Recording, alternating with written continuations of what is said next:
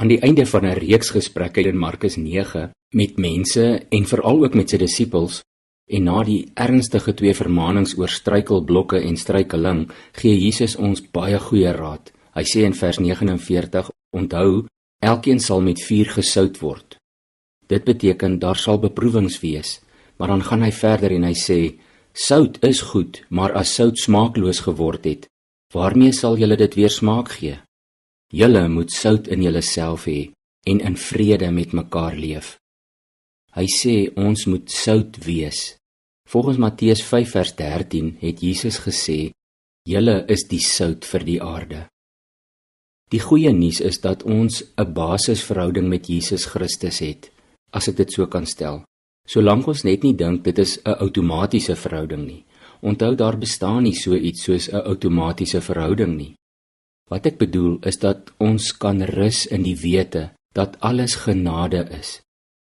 Jesus self noem ons sy familie, sy broers en susters. Markus 3 vers 34 en 35. Hy noem ons sy vriende. In Johannes 15 vers 16 verklaar hy, julle het my nie uitgekies nie, maar ek het julle uitgekies en julle aangestel om uit te gaan en vrugte te dra, vrugte wat sal hou.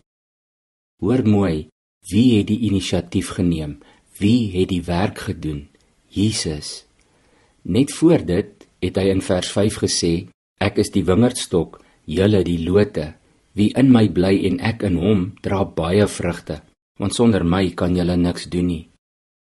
Daarom is sy vermaanings en sy waarskuwings en sy aanmoedigings daarop gerig om ons naby aan hom te hou, om ons in hom te hou waar ons hoort. Ons verhouding met Jesus Christus is nie gebaseer op ons vermoëns of ons prestasies nie, of soos ons Engelse vriende sou sê, op performance nie. Dit is enkel en alleen gebaseer op God se genade en sy liefde. Jesus dra ons.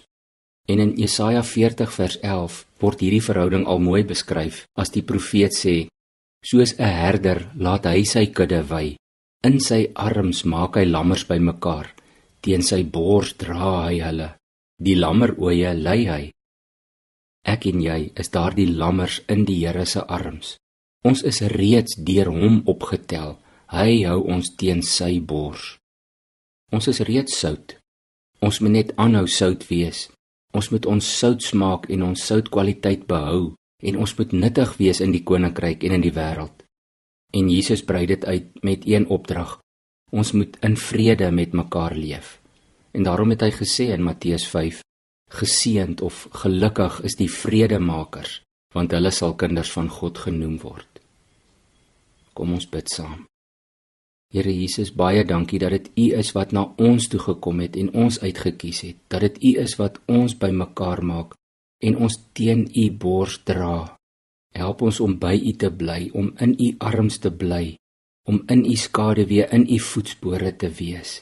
Help ons om die sout vir die wêreld te wees waarvoor U ons geroep het.